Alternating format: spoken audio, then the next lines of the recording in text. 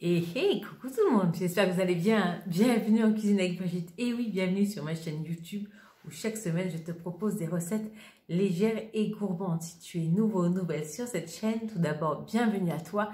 Et tu es au bon endroit si tu as envie de te régaler sans aucune culpabilité. Oui, alors bienvenue et surtout n'hésite pas à t'abonner, tu vas voir, il y a plein de recettes de quoi assouvir tes petites pulsions gourmandes.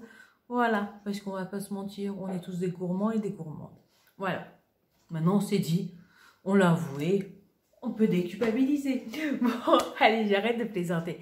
Aujourd'hui, on va se faire un dessert de compète. Oh oui, oui, oui. Le genre de dessert qui, personnellement, me fait pas mal fantasmer. Je parle du Mont Blanc. Ce dessert avec le fromage blanc et la crème de marron sur le dessus. Alors non, on va pas apprendre à faire du fromage blanc, bien que ça pourrait être intéressant. Mais par contre, on va se faire une crème de marron allégée. Et ouais, c'est possible. Faut savoir que dans le commerce, les crèmes de marron, c'est 50% de sucre, 50% de marron. Donc nous, on va garder notre pourcentage, mais on va remplacer le sucre par de l'édulcorant et on va faire une sacrée économie au niveau calories. Faut savoir que dans le commerce, on va être aux alentours de 300 calories au 100 grammes. Là, pour ce qui va être de notre crème de marron, elle va être aux alentours de 180 calories au 100 grammes. Tout simplement les calories de la châtaigne, parce que tu vas voir. Et on va juste y rajouter de l'édulcorant, de l'eau et un peu d'arôme vanille. Donc, on va être au top du top. Et puis, voilà. Et surtout, si tu es sur la page de Cathy Chou, tu sauras qu'il y a un défi avec la châtaigne. Donc, maintenant, tu sauras faire la crème de marron et tu pourras laisser libre cours à plein de desserts à présenter dans ton défi. Surtout, n'hésite pas à participer. Bon, allez, je vous mets la liste des ingrédients. Mets ton tablier. On se retrouve tout de suite à la cuisine. À tout de suite.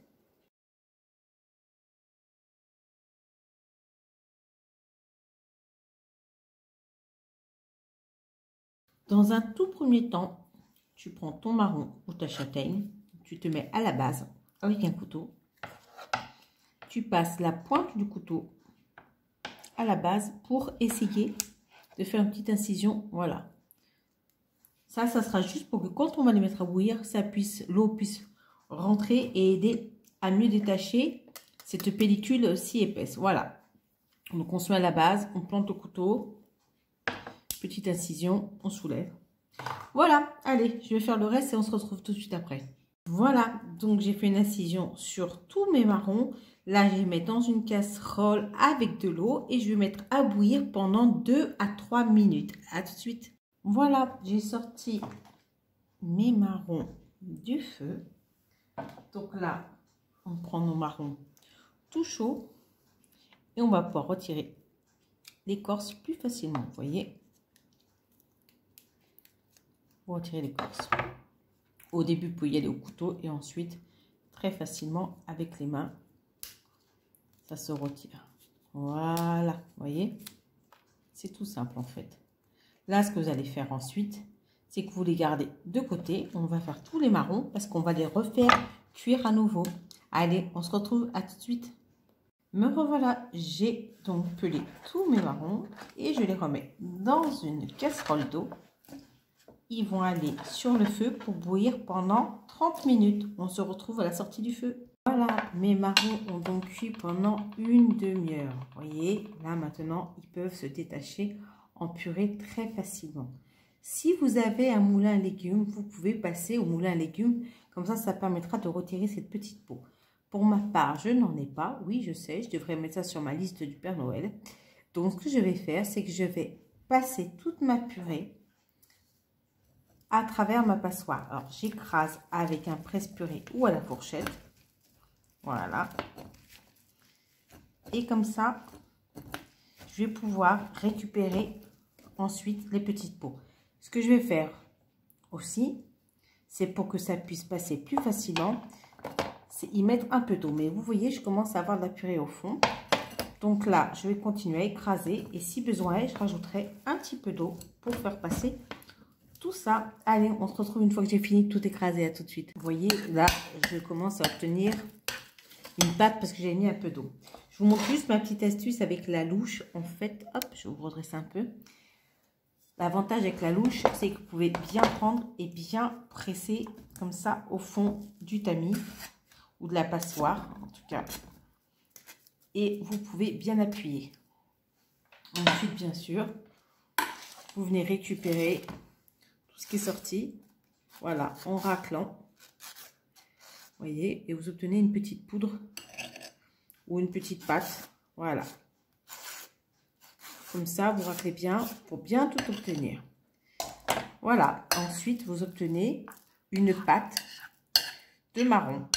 Alors là, c'est une pâte très fine, vous voyez, parce que l'avantage de passer au tamis, c'est qu'elle est déjà très fine. Et comme j'avais mis un peu d'eau pour la passer plus facilement, elle est déjà, voilà, une texture de crème de marron. Il ne restera plus que à l'assaisonner, on va dire. Hein. Bon, je vais continuer à presser le reste qui est à fond et on se retrouve tout de suite après. Donc là, vous voyez, j'ai tout passé au tamis et j'ai une purée bien fine. Voilà, j'ai déjà une belle pâte. Donc là, elle va retourner dans la casserole. Voilà.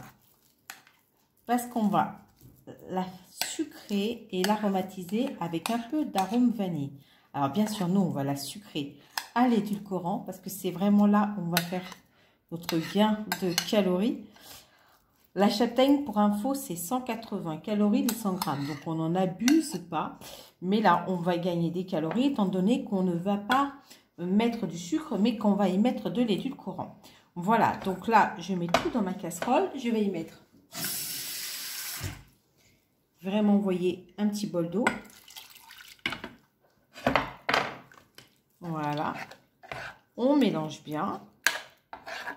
De toute façon, ensuite, ça va s'évaporer à la cuisson.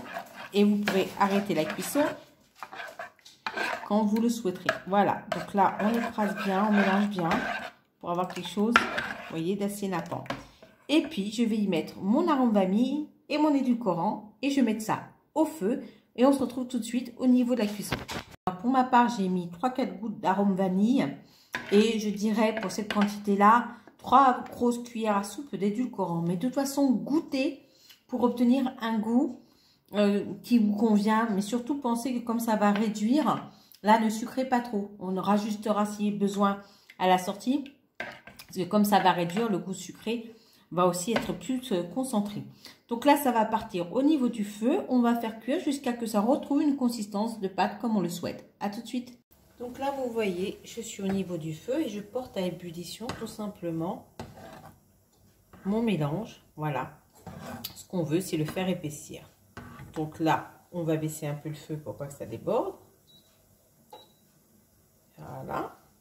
Et puis, on attend gentiment que notre eau s'évapore et qu'on obtienne la consistance que l'on souhaite. Voilà. N'hésitez pas, vous mélangez bien parce que, vous voyez, là, ça commence déjà à avoir bien réduit. Donc, mélangez bien le fond. Voilà. Et on se retrouve tout de suite après, une fois que j'ai fini de faire évaporer toute l'eau. À tout de suite.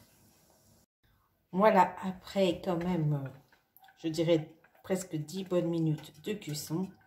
Voilà la consistance. Je ne sais pas si vous voyez bien, mais j'ai une belle purée, ou une belle crème de marron. J'éteins mon feu. Vous voyez, voilà. C'est pas magnifique ça. On va goûter quand même. C'est trop bon. Allez, on se retrouve à tout de suite. Alors, vous voyez, avec tous mes marrons, j'ai réussi à remplir un petit pot entier et j'en ai gardé un tout petit peu. Donc là, j'ai versé mon fromage blanc que je n'ai pas sucré, loin de là, parce que la crème de marron va être déjà suffisamment sucrée. Et pour faire comme sur les Mont Blanc, ce fameux dessert où on a tous les petits, j'allais dire zigouigouis de crème de marron, moi je mets dans un sac de congélation. Hop, j'essaie de me positionner sur un coin. Voilà, j'en mets 2 belles cuillères à café. Oui, au passage, je lèche un coup. J'en fais comme une petite poche à douille en fait. Vous allez voir. Voilà. Vous voyez, je tourne, je visse. Là, hop, je vais juste couper le bout. Et comme ça, je peux faire tous mes petits zigouigouis de crème de marron. Vous voyez? Hop. C'est pas magnifique ça? Qui pourrait croire qu'on est sur du dessert allégé quand on voit ça. En tout cas, voilà. On presse bien le fond. Voyez. Et vous obtenez votre petit dessert Mont Blanc. Allez, on se retrouve à tout de suite. Alors voilà notre superbe dessert. Un dessert de compète. Hein. Ne vous inquiétez pas, je vais goûter. Oui, oui, je vais goûter. Ne vous inquiétez pas. Alors là, si je résume, j'ai un pot. Ça m'a fait un pot de 150 grammes de crème de marron. Et ce que j'ai fait avec ce qui me restait, je l'ai mis déjà dans le petit sac de congélation. Là, il y en a 20 grammes à peu près. Donc 20 grammes, on sera sur 36 calories. Comme ça, je saurai combien, si je veux m'en rajouter ou pas. Voilà. Donc, tu as vu la petite astuce pour pouvoir faire les fameux petits zigouigouis. Là, je viens pas de te prouver que la gourmandise n'est pas un vilain défaut. Quand tu vois ça, je sais, tu n'attends qu'une chose, c'est que je goûte. Alors, j'y vais. Qu'est-ce que je ferais pas pour vous faire plaisir? Alors, je prends bien la crème de marron, le fromage blanc. Regarde-moi ça. Alors là, j'ai envie de te dire, c'est juste excellent. C'est parfait. On ne voit aucune différence avec une crème de marron qu'on aurait acheté. C'est aussi bon. Il y a cette texture. C'est au top. Je suis fan. Je suis une fan. Bon, je remets au frais parce que bon, c'est bien beau, mais c'est mon dessert de soir. Donc, il va falloir patienter. Allez, là-dessus, ben écoute, j'espère que cette recette t'aura plu. Que je t'ai prouvé que la gourmandise n'est pas un vilain défaut. Et je te fais d'énormes bisous. Je te dis à très vite pour une nouvelle vidéo. Ciao, ciao.